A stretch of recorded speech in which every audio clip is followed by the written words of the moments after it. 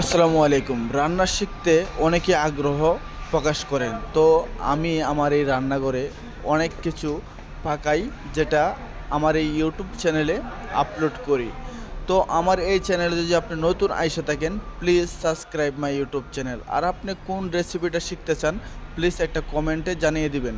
এই পাশে চুলায় দেখতে পাচ্ছেন ভাত বসাইছি, আর ওই পাশে দেখতেছেন পাতলা ডাল। পাতলা ডালটা মোটামুটি এখন বাগারের অপেক্ষায়, বাগার দেব। আর ওই পাশের যে চুলাটা দেখতেছেন সাদা, ওইটাতে চিকেন, মানে মুরগি সিদ্ধ দিছি, এটাতে স্বামী কাবাব হবে, চিকেন স্বামী কাবাব। আর অন্য পাশেরটাতে গরম পানি রাখছি।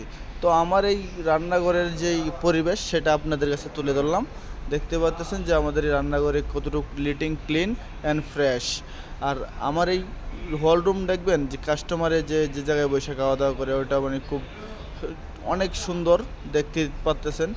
আর ওই পাশে যে আমার একটা কাবাবের স্ট্যান্ড আছে, ওই জায়গায় কাবাব বানাচ্ছে গ্রিল। আর ওই পাশে পরোটা বেলতেছে, দেখতে পাচ্তেছেন। আর সব মিলে দেখতে পাচ্তেছেন যে আমি খুব, মানে একটা লিটিং ক্লিন একটা রেস্টুরেন্ট, যে এই জায়গায় কাস্টমারে খায় খুব মানে শান্তি উপভোগ করে।